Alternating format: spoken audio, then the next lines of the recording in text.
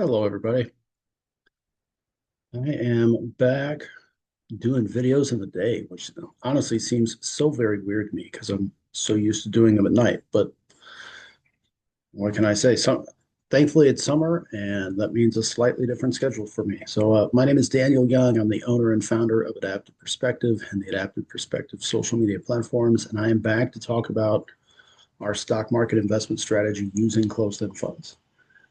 So to get the normal disclaimers out of the way, this is an unedited video. Who knows what you'll hear in the background as I film these in my house. My family's home and we're all doing different stuff. Um, and the cat is free range. So, I mean, the cat's not free range in the sense that he has a doggy door and goes outside, but at the same time, he's somewhere in the house. Let's see. All right. So I am not a financial advisor. I am a strategist. I don't speak like the herd.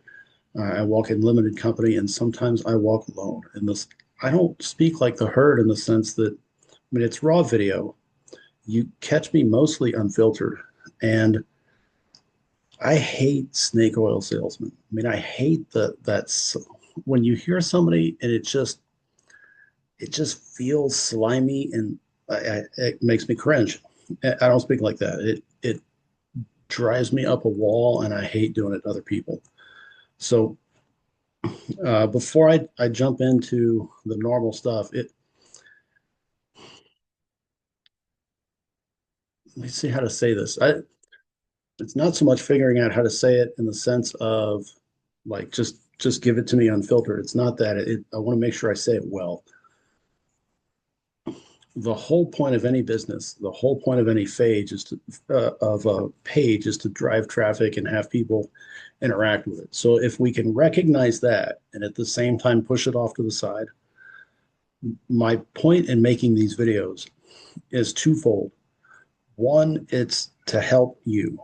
It's to present a different type of investment strategy and what I believe is a better investment strategy than the traditional advice.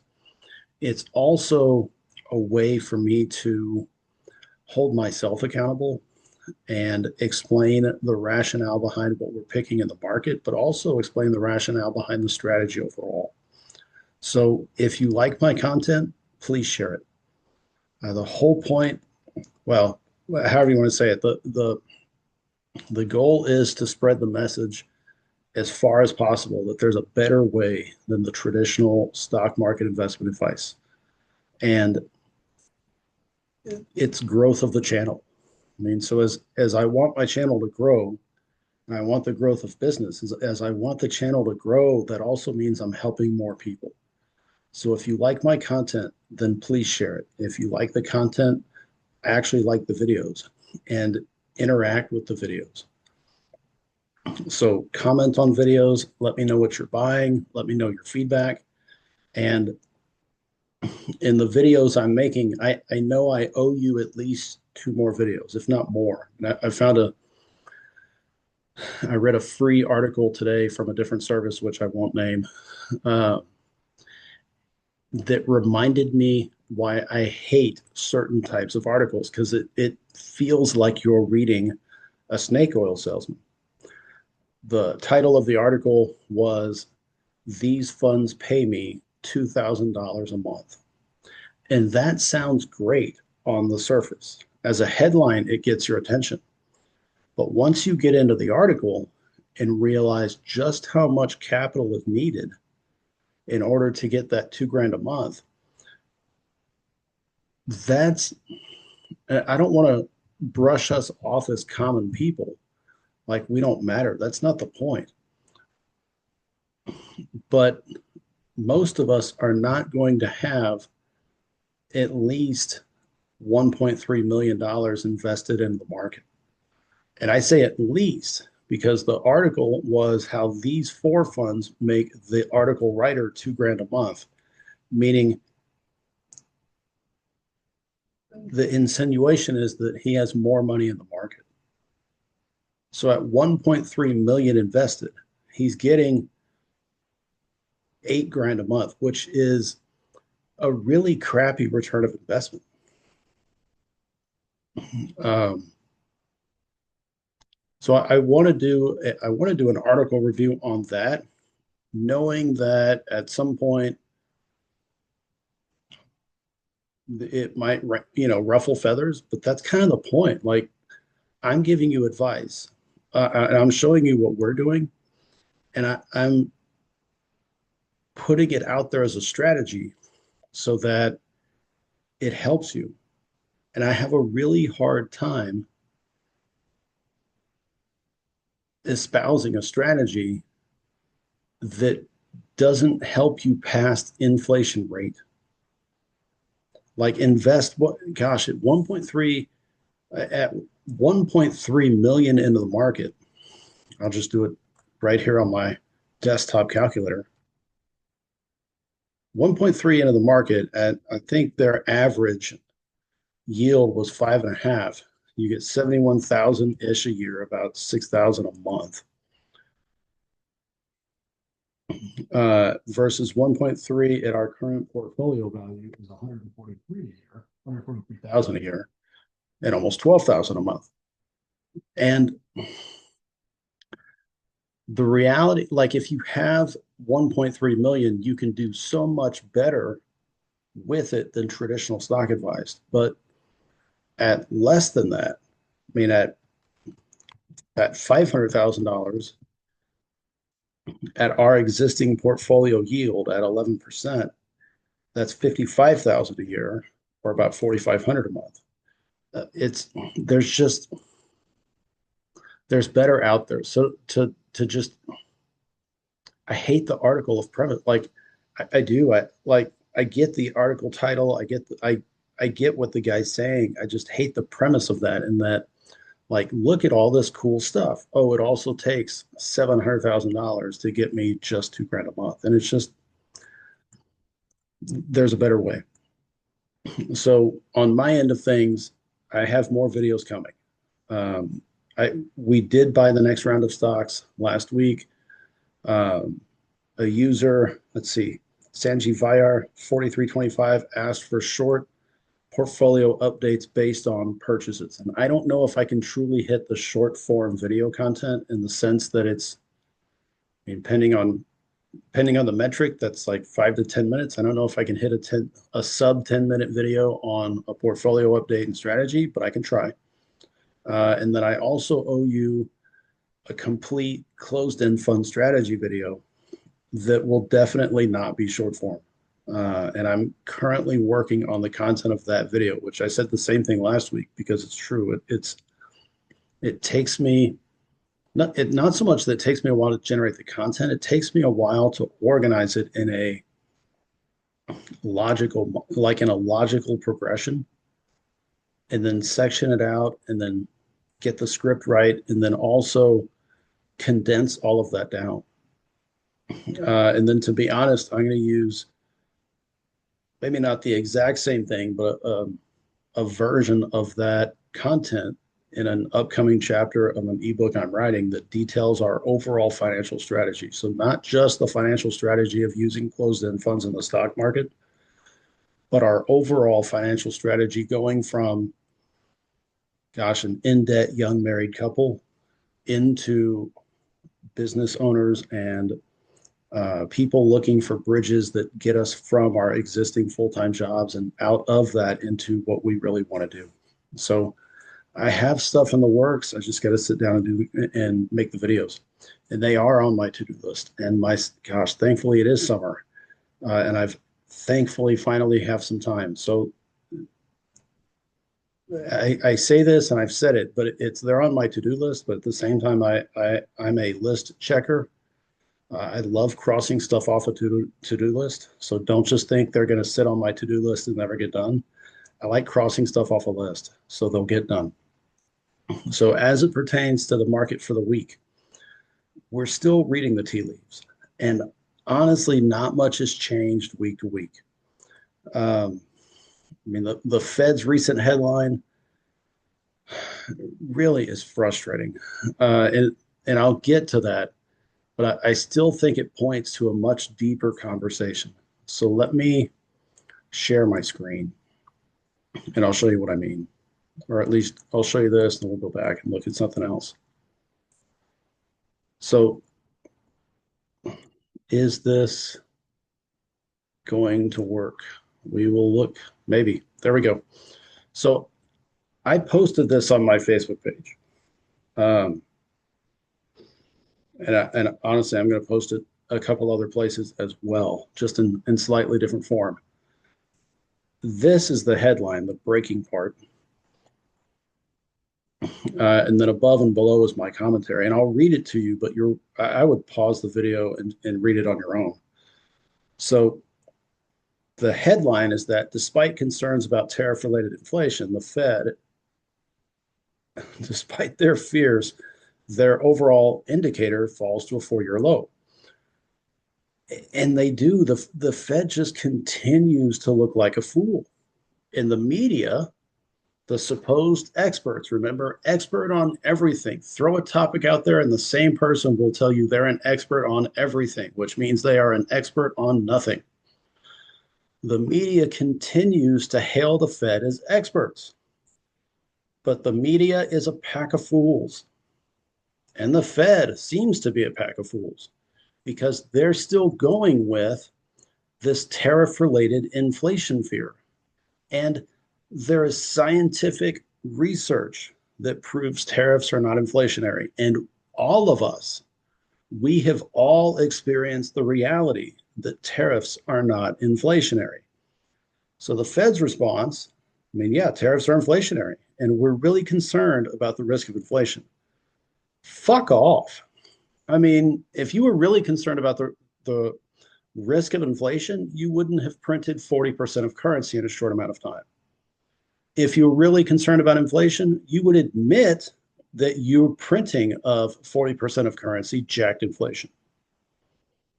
So the real translation is they hate when they don't control the narrative. And they're willing to sacrifice everyone's well being to leverage that power. So you got to remember the Fed is supposed to be reactionary.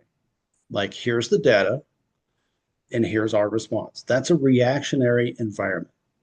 But they've gotten way too comfortable setting the table and determining the course, meaning, here's our data, and this is our response. But it's not really a response. It's here's the script, and here's the data that backs that up. But just like these rogue judges that are trying to legislate and execute foreign policy, the Fed's fighting for control of monetary policy. And they lose more and more of the narrative war every week. The existing presidential team, the executive branch sets monetary policy. The Treasury Secretary, who is appointed by the president, backs up that monetary policy. And the Fed, as much as they want to be independent and say they're independent, are not really independent. Right? They're supposed to be. They're supposed to be a reactionary independent group, but they're not. The Fed is supposed to help the Treasury,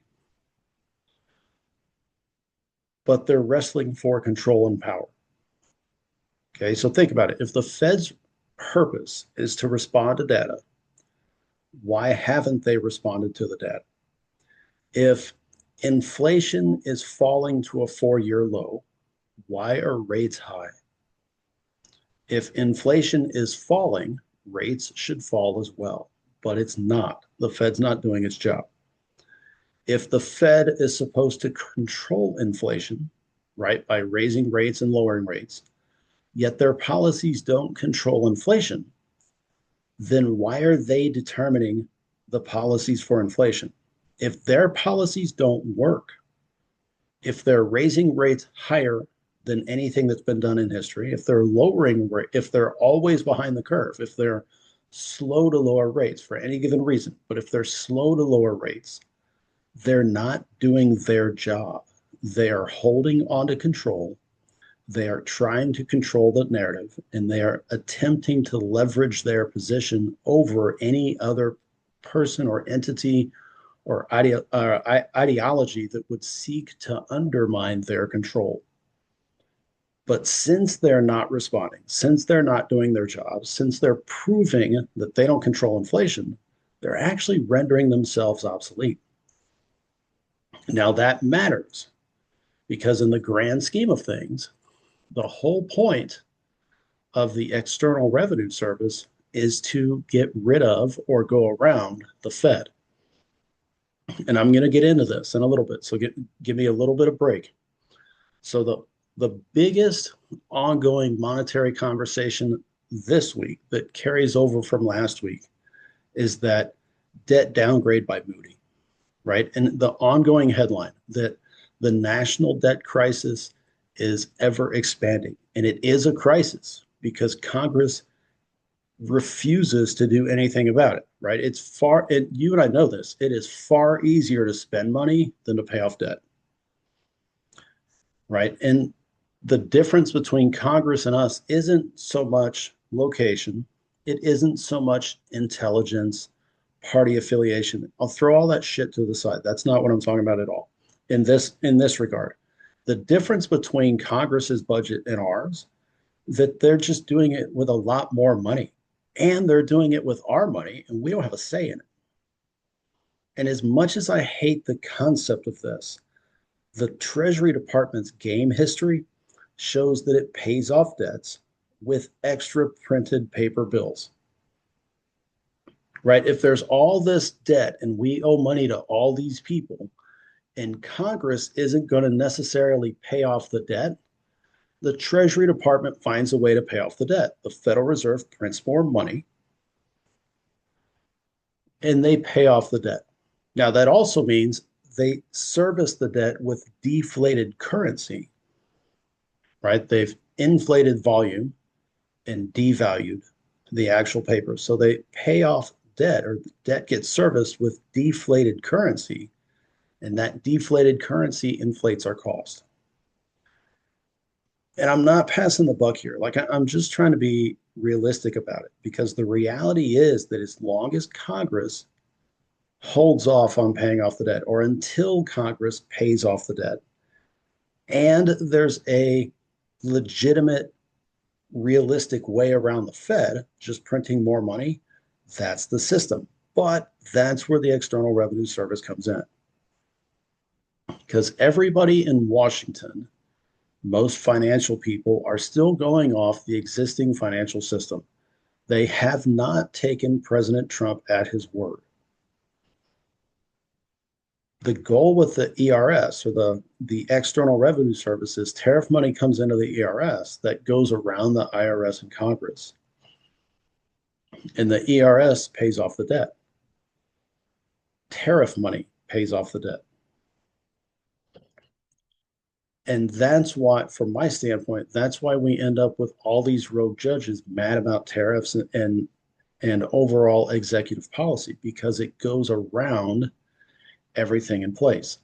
Now, is it legal? Yes, it sounds completely legal. But if you're a rogue judge mad about executive policy, you are usurping your mandate from the Constitution. So you're actually exposing yourself as an agent working against the United States of America, which I know is a weird thing to talk about on a financial video, but that's the state of the country right now. And all of that is determining our strategy in the market at large, because all of that is determining how the market responds, and we're responding to the market.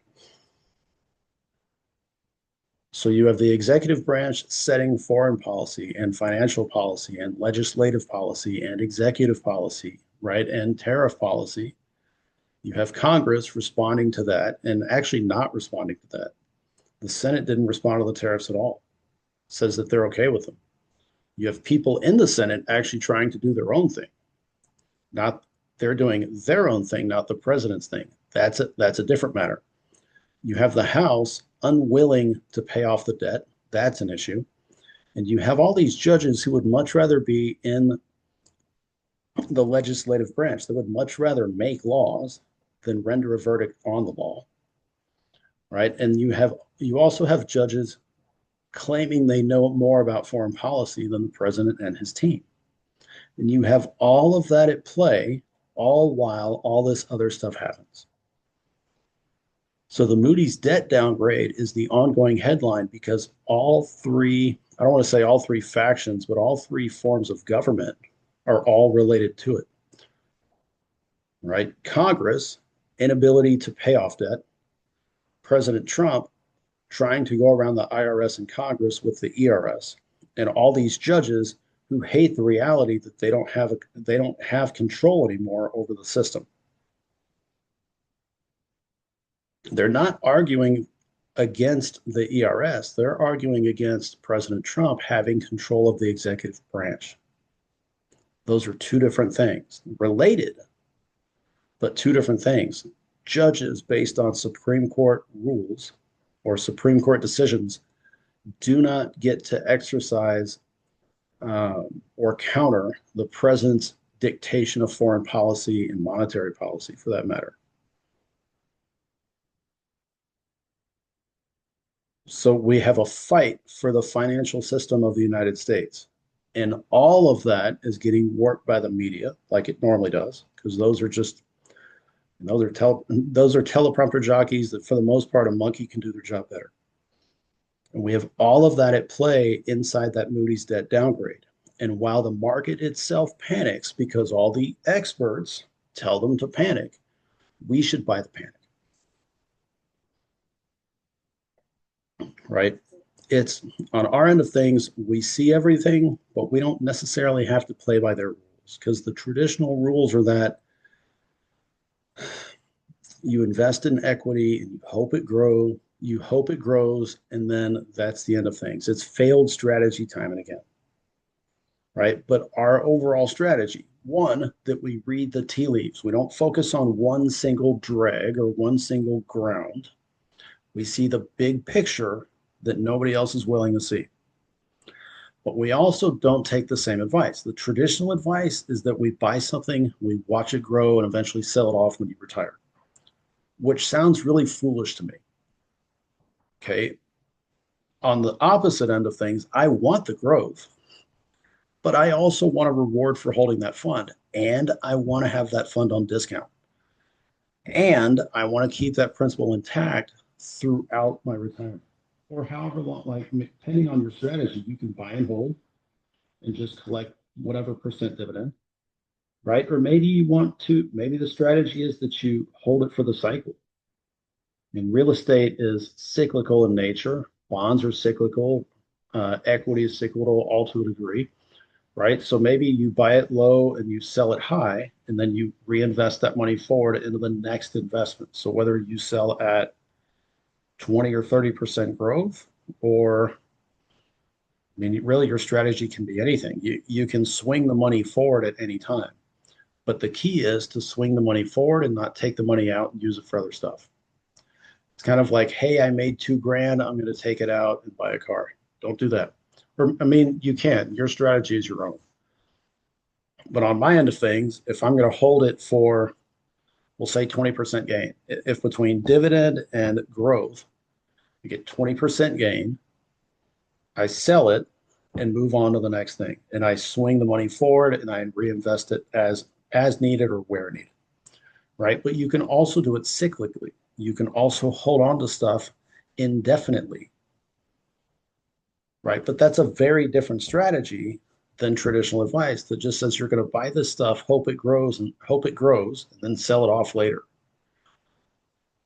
I mean, that's just not great advice to me. So while the experts panic about the debt downgrade, we see the silver lining.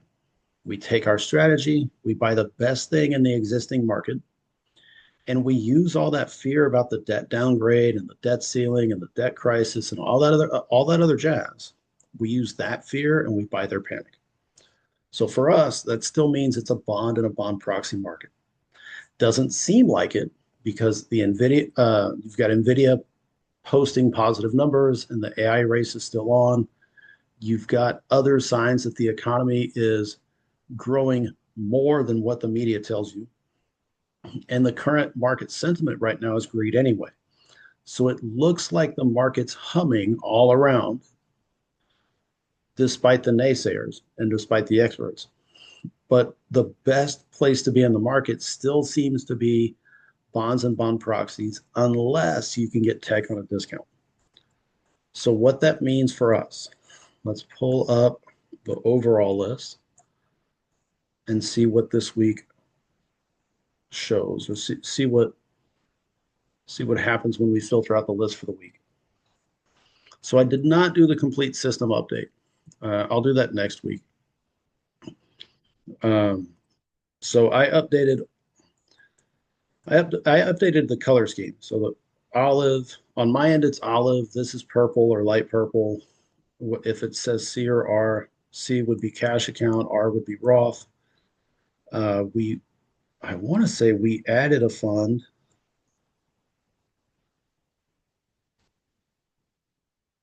Hmm, I want to say we added a fund. Yep, we did. We bought NBXG in the cash account um, this past week, and I'll briefly show that buy. But my goal is to do a separate video just on that. Um, so in updating the list and what got transferred, everything with two asterisks and above got transferred to this list.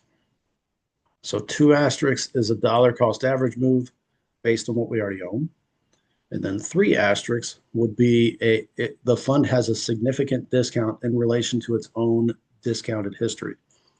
And these are the current, like the what's in green is the current focus on overall buys. Let's see, the blues are what we own. What do I owe you? I owe you a brief glimpse of what we bought and how much. And here's the current portfolio. I mean, I'll start at the top and I'll scroll down. You can see whatever you like. Let's see.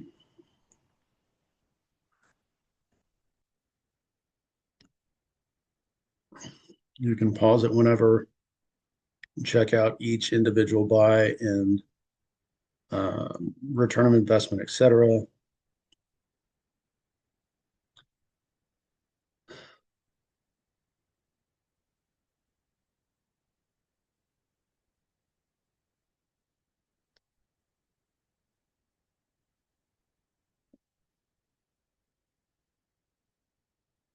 And what I've included at the bottom is really for me, but it's being transparent. Um, this was the investment of everything we had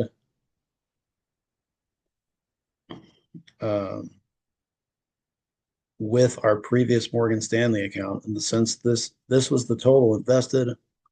This was the total dividend yield on that amount of money. That's my dishwasher in the background.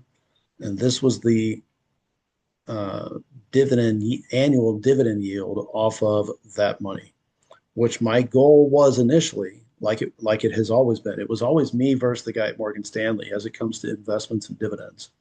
It gave me somebody to run against, and I blew this out of the water really fast. And even moving the money over and really taking ownership of it and managing everything on our own, we blew by that money fast. Like we blew by that total dividend marker fast. Um, so I keep it there as memory of what we left.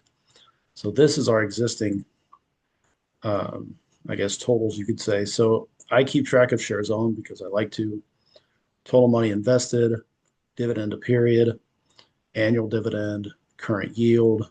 Accumulated is based on overall track record. So it's not just this year. It's this year and years past since we've owned the fund. You get the overall dividend return of investment, current market value, our overall return of investment, which is all the accumulated dividends so far. So the existing ROI is based on what money we have invested. The cumulative ROI it per fund is the accumulated dividends plus the current value. And then over on the far side, you get really this value is solely based on the money it costs to buy the fund and what the fund is worth. um,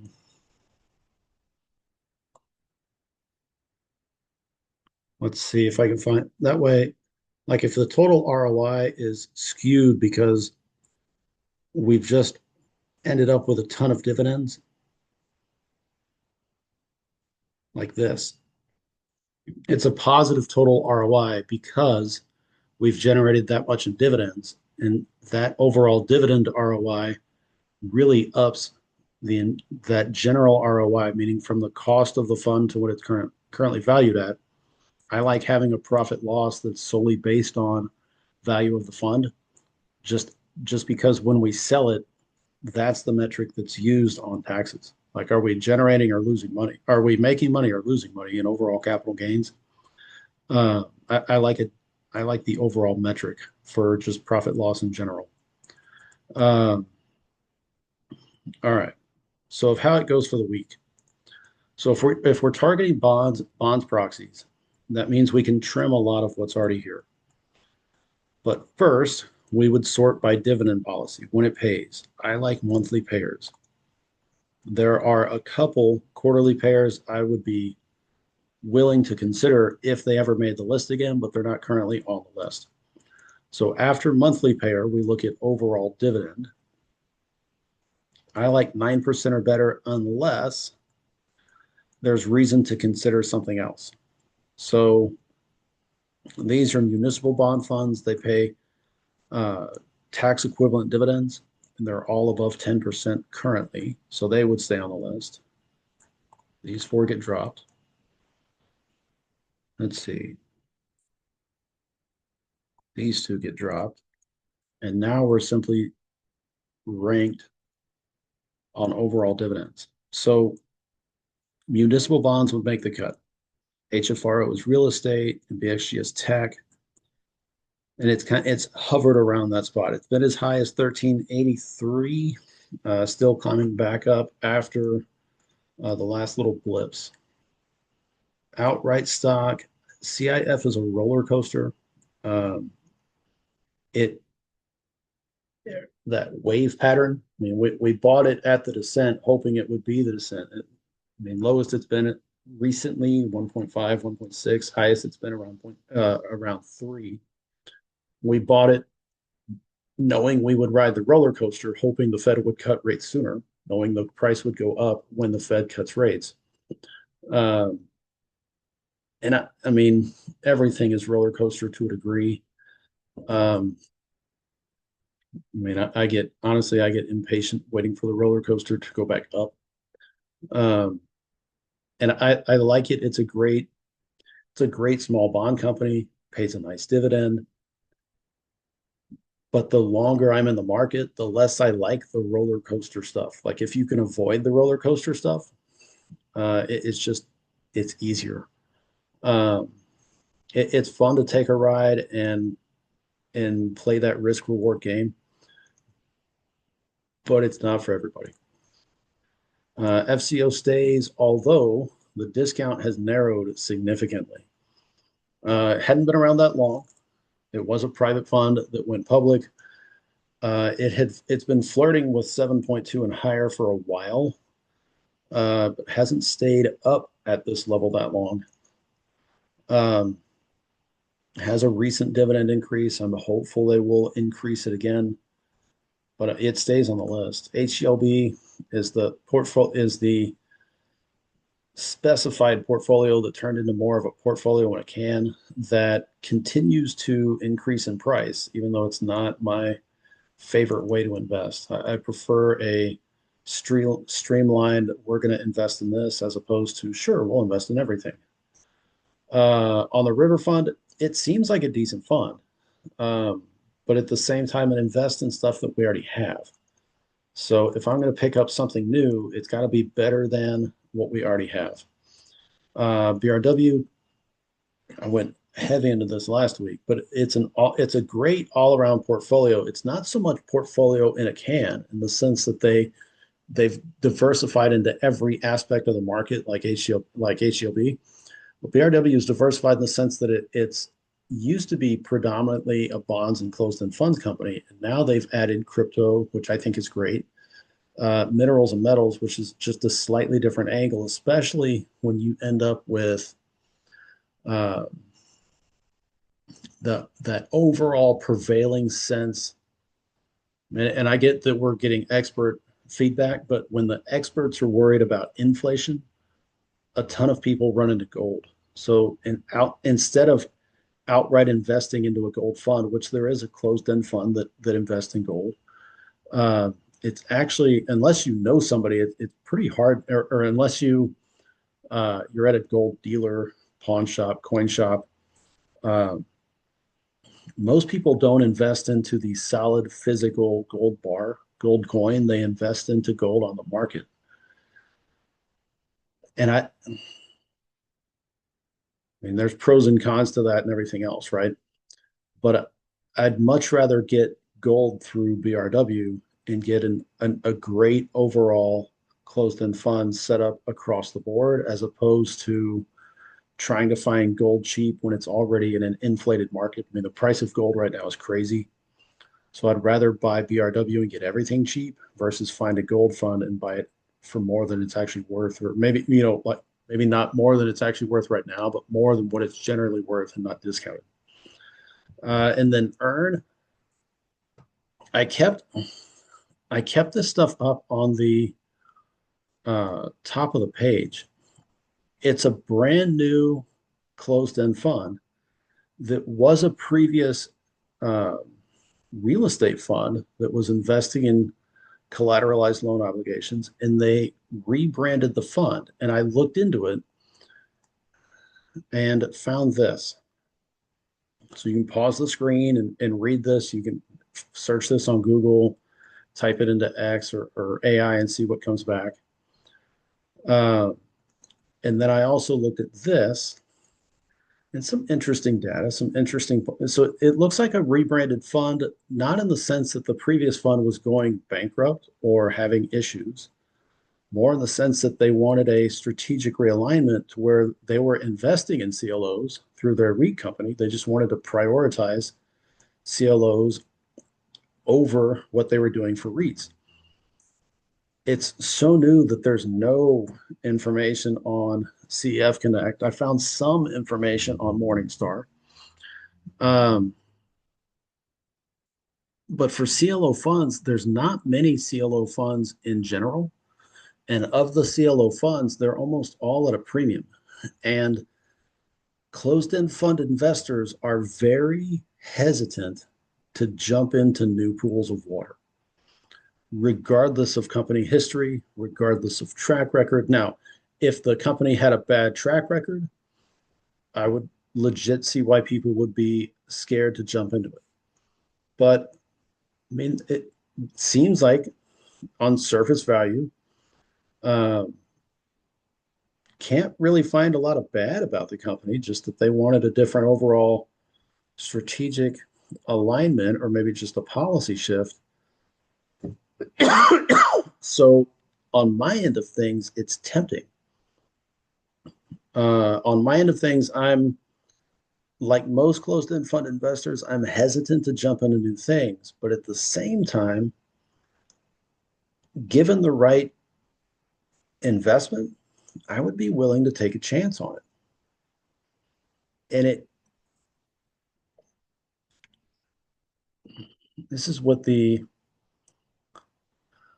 difference, the big difference, two big differences between financial advisor and financial strategist are this. One, the financial advisor is certified and goes through all this stuff and is really backed by something if you're recommending a stock.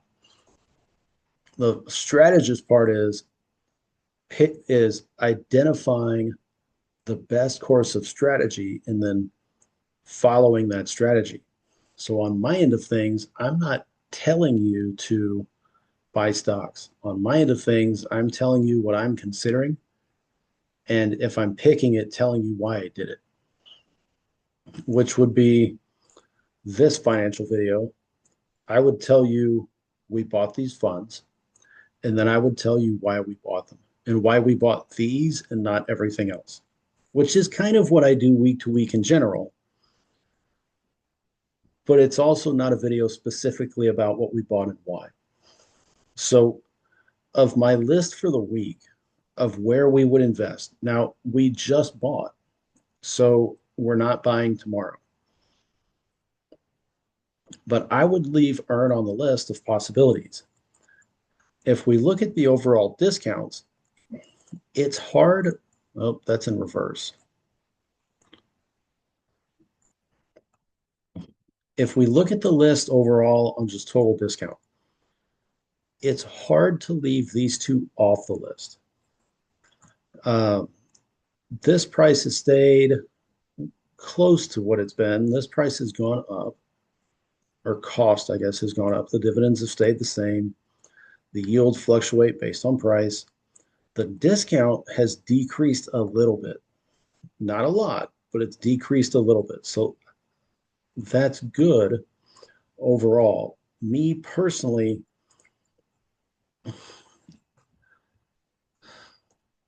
like it's hard to leave it off the list as something for you for something for us to consider, something for you to consider. I dislike how they've gone about their portfolio in a can because it looks like they're buying and diversifying as opposed to doing what they were amazing in, which was just specifying in these things.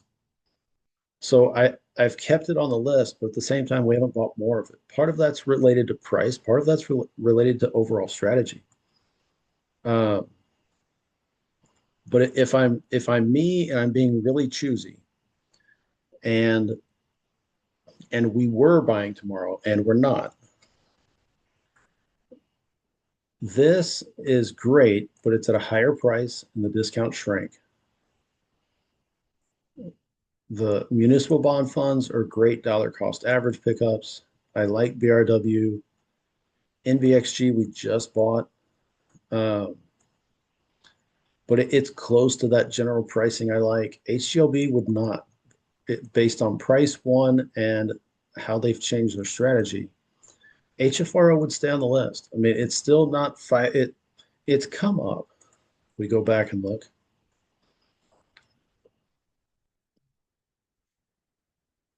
right? So if we have current price here, so BRW is still it's a 2 cent off dollar cost average. FCO now compared to our average price is higher. HFRO is still a 10 cent off dollar cost average. HGLB is higher. Yeah, I mean, we bought it at 3 cents higher than what 3.5 cents higher than what it is. So we could leave it on the list. And I would end up with this list: real estate, tech, really 5G tech, and underlying tech infrastructure. Uh, we'll say it's a diversified closed-end fund portfolio, but it's not diversified into every sector of the market. I think it's well invested for right now. The municipal bonds, and I mean, for a list of, you reiterate, I'm not buying tomorrow. Having just bought last week, we are not buying tomorrow. I want to look for more info on this fund, really for more info on its past fund and how that overall performance was, because nothing changed. I mean, it doesn't sound like they shook up their board. It doesn't sound like they shook up the personnel. It just sounds like, and it's the same ticker. All it sounds like is they changed the strategy. And they were already, they already had a wealth of knowledge about CLOs. They were doing REIT and CLO, and they wanted to just do CLO. So, I mean, I want to dig into a little bit more about the company's history, but going forward, that's an interesting opportunity because we currently own a CLO that's in premium land, and me personally, I would like more CLOs.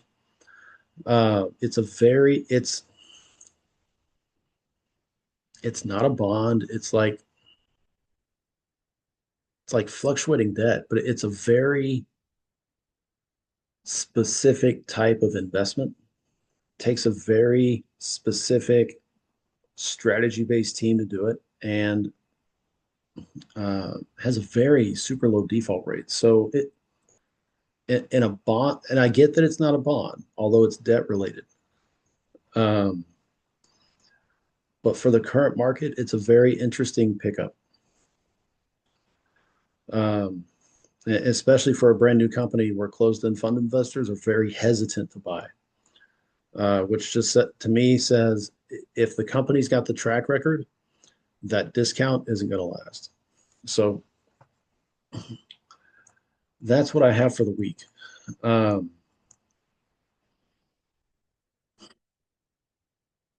yeah, that's really all I got. So it's a slightly different video format than what I've been doing. Hopefully, it's a shorter video than what I've been doing because I've been into a lot of the history and the current goings on of the market. Um, yeah, and I know I have some other videos to make. So if you like my content, please consider subscribing to my channel and help me get the word out. Leave a message, like the video, share it with people you know, and help them do better than the traditional stock market advice. I mean, the traditional market advice is investing into the S&P 505 or 503, whatever it is, and getting a 1.2 dividend on your investment and all hoping around growth. Occasionally, you'll see some other funds that pay higher, uh, but you're really hoping on growth, and then you're selling your growth. Versus this is investing and wanting growth, but at the same time, closed-end funds, it's all about dividends and discounts and buying a cheaper way into the market. Better access, gosh, better access, cheaper access. Yes, the growth, but also the dividend. Uh, so, from my stance, yes, I want to grow the channel. Everybody does, right? Find a channel on YouTube and they want to grow their channel. I want to grow my channel. But at the same time, I want to help everybody do better in the market than the traditional advice and do better in the market than the herd. Um, yeah. So if you like my content, share it. And in the meantime, I will work on some other videos and whatever you have for the week, I hope it goes well. Um, yeah, questions, comments, anything, by all means, leave me a comment on the video. I will talk to y'all later. Have a great day and a great week. Bye bye.